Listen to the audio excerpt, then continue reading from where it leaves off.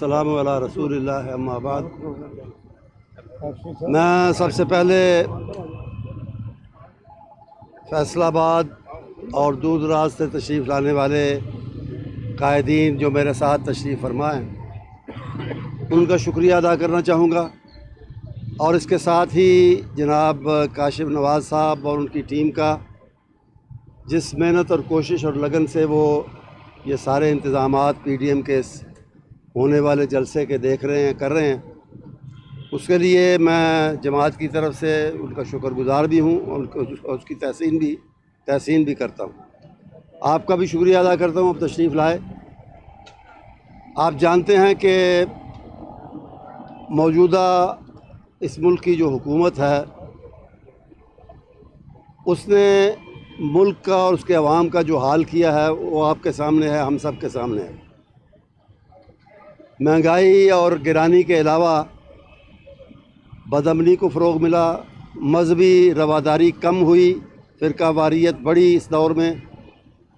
और सबसे बड़ी बात यह है कि पाकिस्तान के जो बुनियादी मसाइल हैं और ख़ास तौर पे कश्मीर का मसला जिस तरह गुज़श्ता तकरीबन 2-1.5 साल पहले भारत ने उसको मज़ीद ख़राब किया, उसके बारे में सिवाय अक़वाम मुत्तहिदा में एक तकरीर के अलावा और ज़ुबानी जमा खर्च के अलावा इस हुकूमत के पल्ले में कुछ भी नहीं है। इसी तरह अफ़ग़ानिस्तान और दूसरे जो हमारे इलाकाई और रीजनल मसाइल हैं उनको टैकल करने में भी इसने नाकामी और कोताही का सबूत दिया है, और एक ही चीज़ का ये दावा करते थे कि उनके पल्ले में है, और वो है सिविल मिलिट्री ताल्लुकात की बेहतरी और अच्छाई।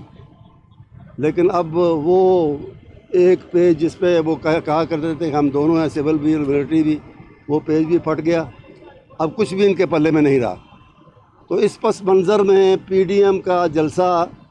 जैसा कि काशिफ साहब ने अभी कहा कि इंशाअल्लाह पाकिस्तान के अवाम की उमंगों का भी और उनकी महरूमियों का भी तर्जुमान होगा, उसको हाईलाइट किया जाएगा, ये सारी चीज़ें जो अवाम के दिलों में हैं, और इंशाअल्लाह अल अज़ीज़ हमारी मंजिल और हमारी जिद्दोजहद में ये एक संग मील साबित होगा। बहुत शुक्रिया। मियाँ जवेद लतीफ़ साहब।